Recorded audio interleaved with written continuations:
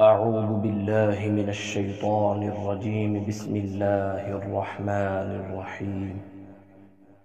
الحمد لله الذي أنزل على عبده الكتاب ولم يجعل له عوجا قيما لينذر بأسا شديدا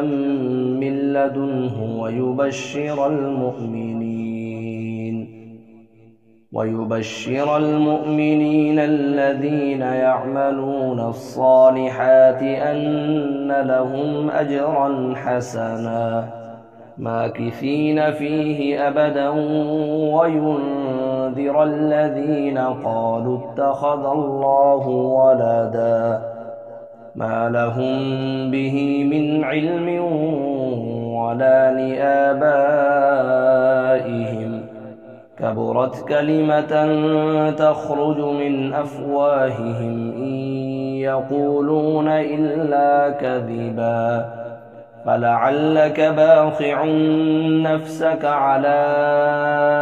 آثارهم إن لم يؤمنوا بهذا الحديث أسفا إنا جعلنا ما على الأرض زينة لها لنبلوهم أيهم أحسن عملا وإنا لجاعلون ما عليها صعيدا جرزا أم حسبت أن أصحاب الكهف والرقيم كانوا من آياتنا عجبا إذ أوى الفتية إلى الكهف فقالوا ربنا آتنا من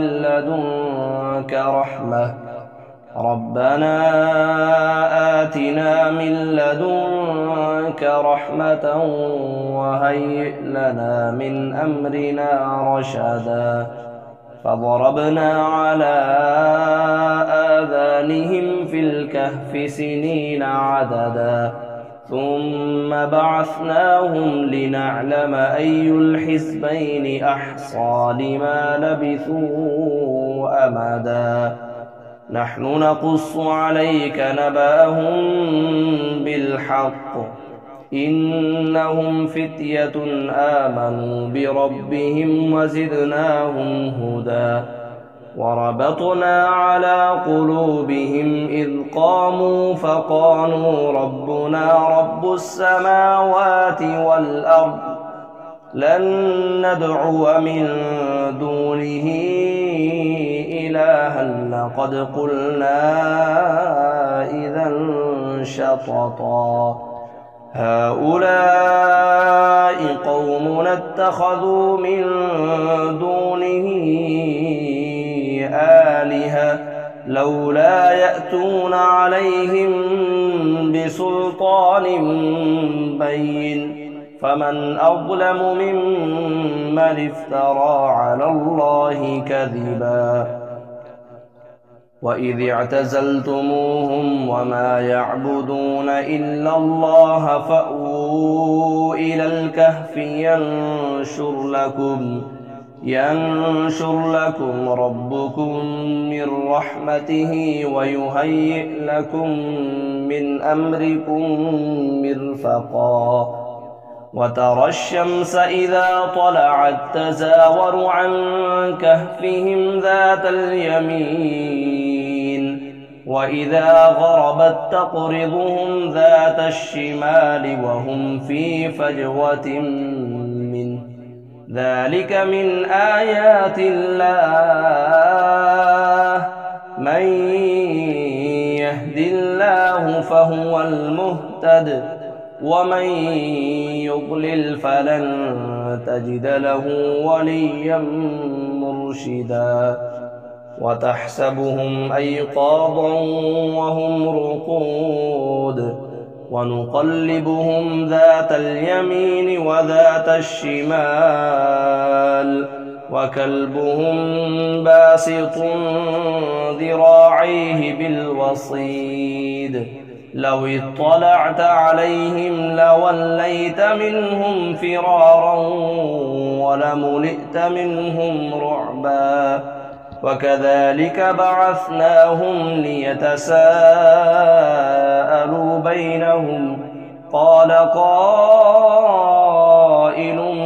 منهم كم لبثتم قالوا لبثنا يوما أو بعض يوم قالوا ربكم أعلم بما لبثتم فابعثوا أحدكم بورقكم هذه إلى المدينة فلينظر أيها أزكى طعاما فليأتكم برزق منه وليتلطف ولا يشعرن بكم أحدا إنهم إن يظهروا عليكم يرجموكم أو يعيدوكم في ملتهم ولن تفلحوا إذا أبدا وكذلك أعثرنا عليهم ليعلموا أن وعد الله حق وأن الساعة لا ريب فيها إذ يتنازعون بينهم أمرهم فقالوا ابنوا عليهم بنيانا ربهم أعلم بهم قال الذين غلبوا على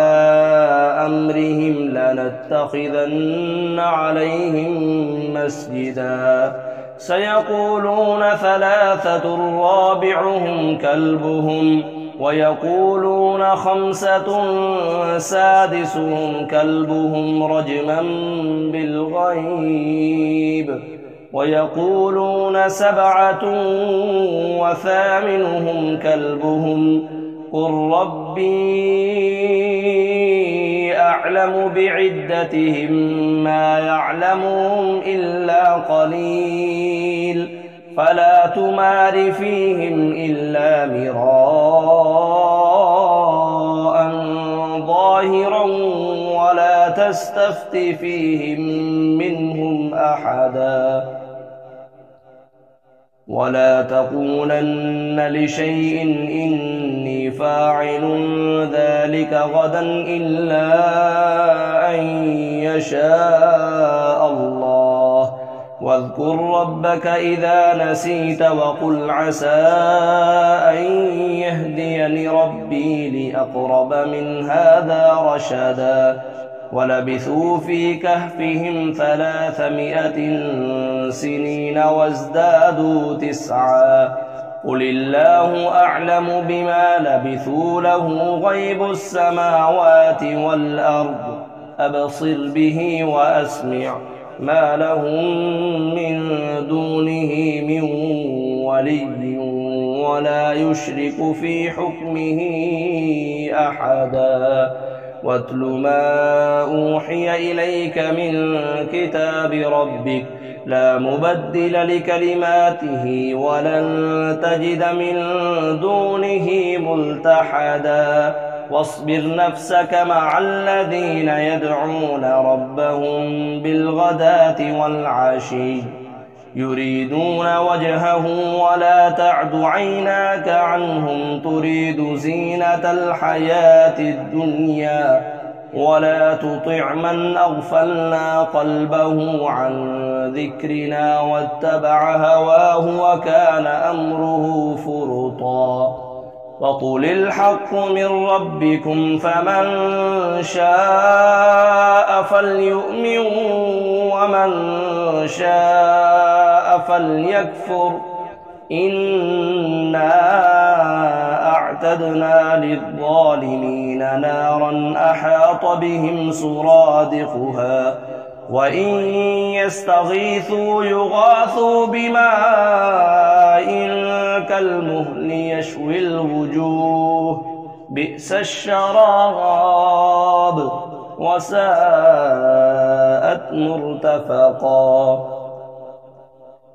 إن الذين آمنوا وعملوا الصالحات إنا لا نضيع أجر من أحسن عملا أولئك لهم جنات عدن تجري من تحتهم الأنهار يحلون فيها من أساور من ذهب ويلبسون ثيابا خضرا من سندس وإستبرق متكئين فيها على الأرائك نعم الثواب وحسنت مرتفقا. واضرب لهم مثل الرجلين جعلنا لأحدهما جنتين من أعناب وحففناهما بنخل وجعلنا بينهما زرعا كلتا الجنتين آتت أكلها ولم تظلم منه شيئا وفجرنا خلالهما نهرا وكان له ثمر فقال لصاحبه وهو يحاوره أنا أكثر منك مالا وأعز نفرا ودخل جنته وهو ظالم لنفسه قال ما أظن أن تبيد هذه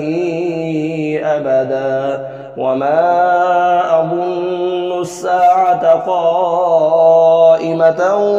ولئن رددت إلى ربي لأجدن خيرا منها منقلبا. قال له صاحبه وهو يحاوره أكفرت بالذي خلقك من تراب ثم من نطفة ثم سواك رجلا لكن هو الله ربي ولا أشرك بربي أحدا ولولا إذ دخلت جنتك قلت ما شاء الله لا قوة إلا بالله إن ترني أنا أقل منك مالا وولدا فعسى ربي أن يؤتيني خيرا من جنتك ويرسل عليها حسبانا من السماء فتصبح صعيدا زلقا أو يصبح ماؤها غورا فلن تستطيع له طلبا وأحيط بثمره فأصبح يقلب كفيه على ما أنفق فيها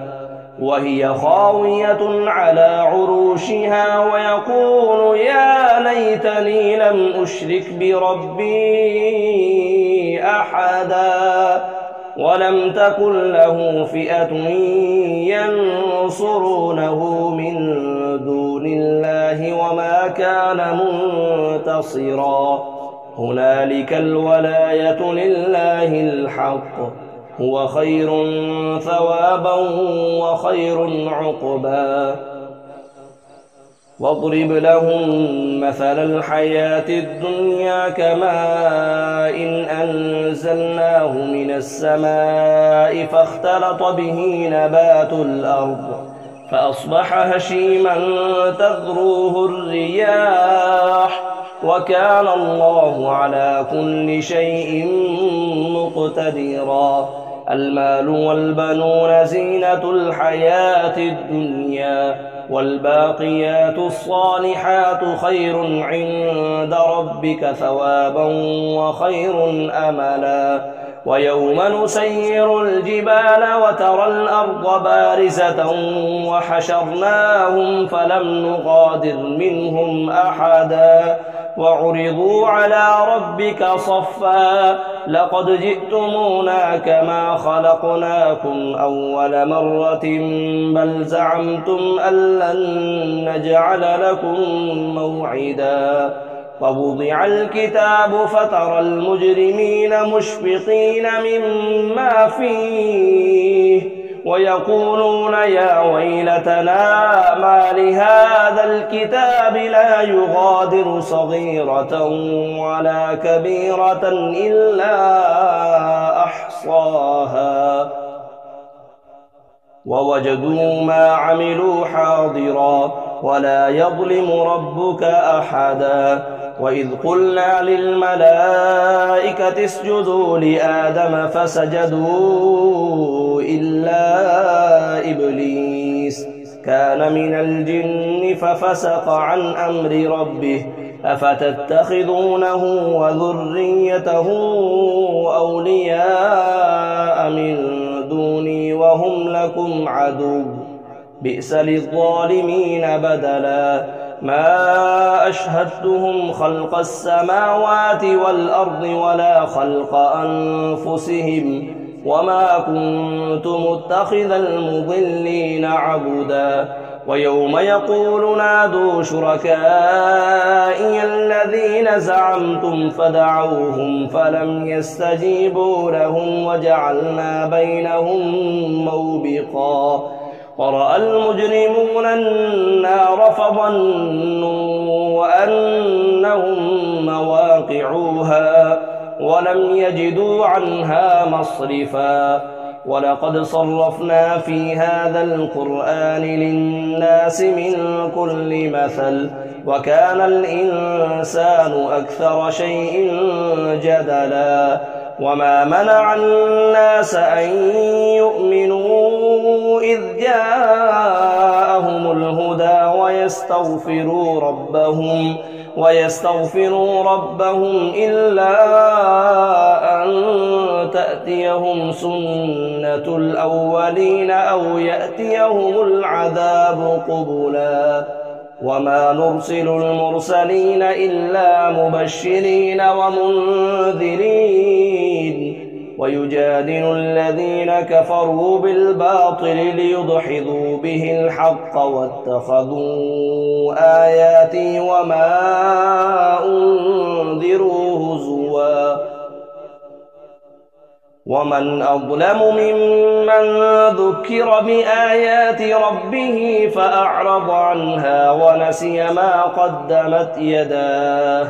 إنا جعلنا على قلوبهم أكنة أن يفقهوه وفي آذانهم وقرا وإن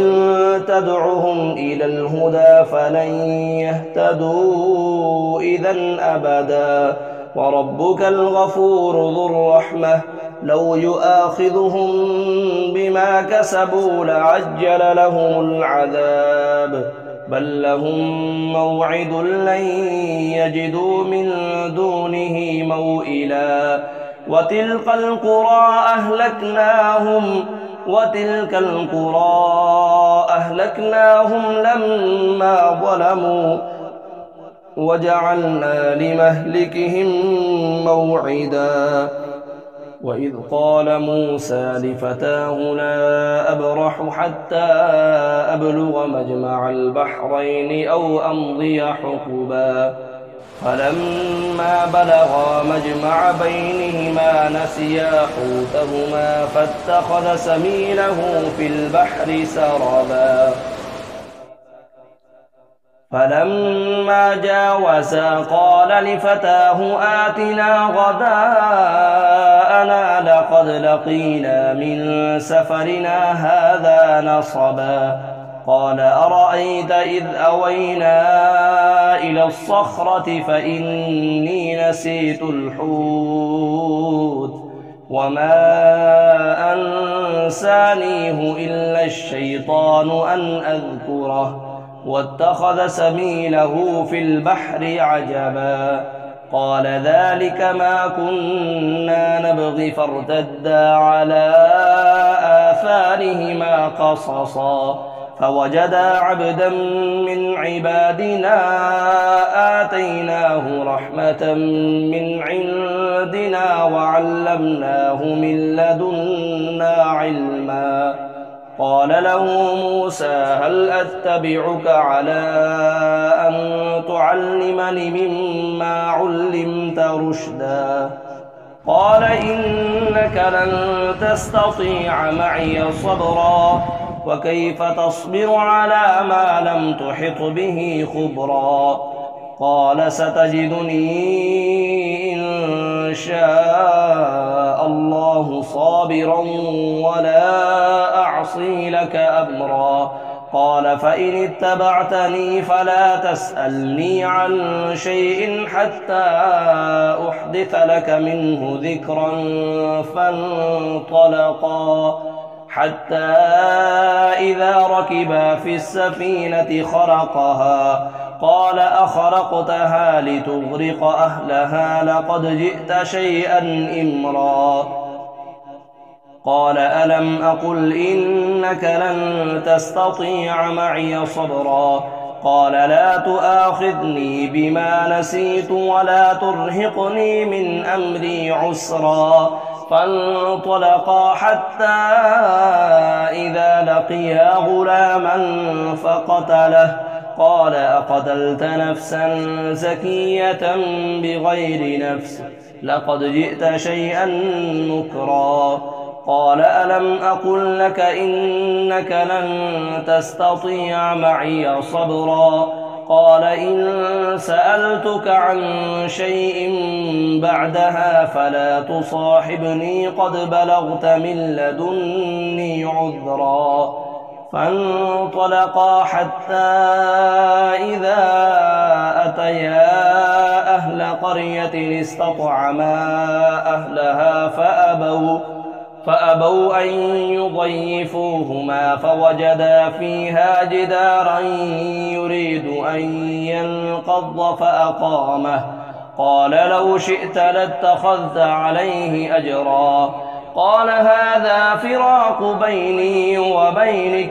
سأنبئك بتأويل ما لم تستطع عليه صبرا أما السفينة فكانت لمساكين يعملون في البحر فأردت أن أعيبها وكان وراءهم ملك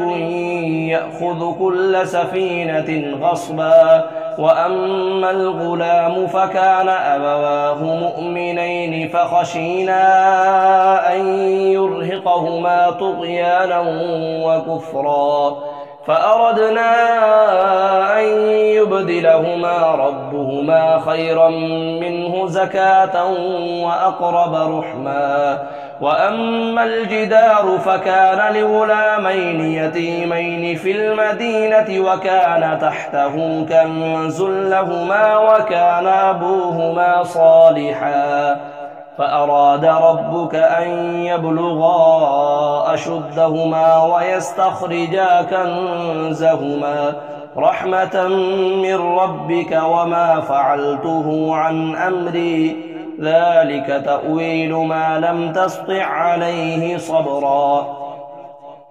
ويسألونك عن ذي القرنين قل سأتلو عليكم منه ذكرا إنا مكنا له في الأرض وآتيناه من كل شيء سببا فأتبع سببا حتى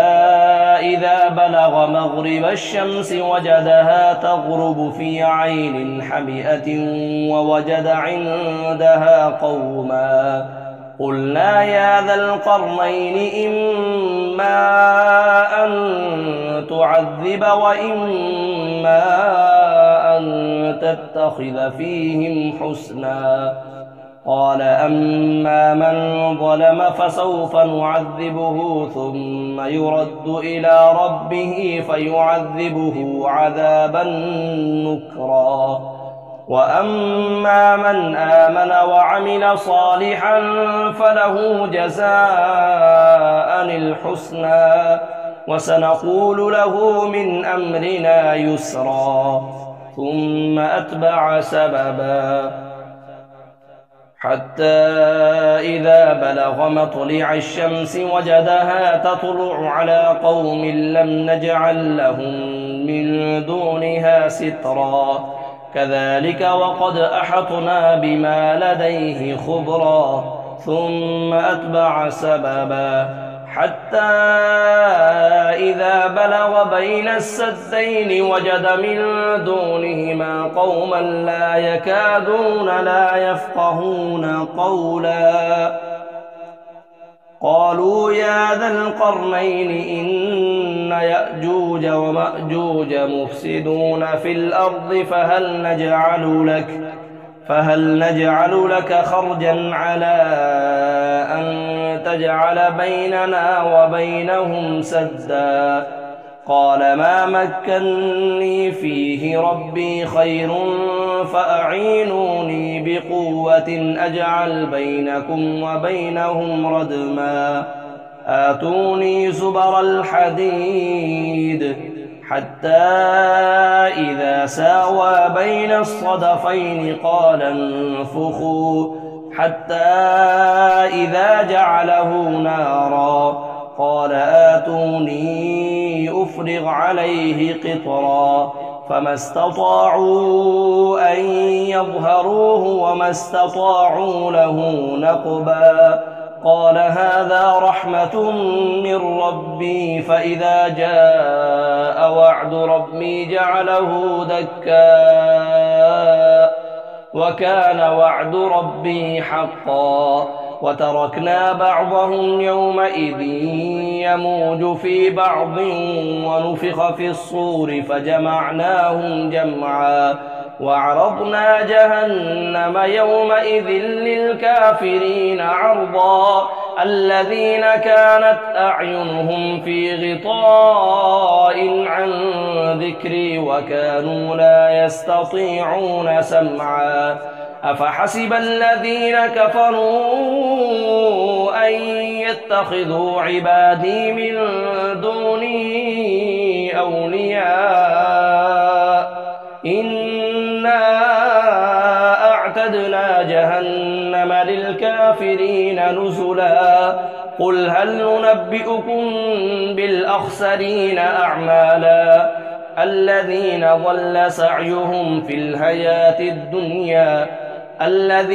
ضل سعيهم في الحياة الدنيا وهم يحسبون أنهم يحسنون صنعا أولئك الذين كفروا بآيات ربهم ولقائه فحبطت أعمالهم فلا نقيم لهم يوم القيامة وزنا ذلك جزاؤهم جهنم بما كفروا واتخذوا آياتي ورسلي هزوا إن الذين آمنوا وعملوا الصالحات كانت لهم جنات الفردوس نزلا خالدين فيها لا يبغون عنها حولا قل لو كان البحر مدادا لكلمات ربي لنفد البحر قبل أن تنفد كلمات ربي ولو جئنا بمثله مددا قل إنما أنا بشر مثلكم يوحى إلي أنما إلهكم إله واحد فمن كان يرجو لقاء ربه فليعمل عملا صالحا ولا يشرك بعبادة ربه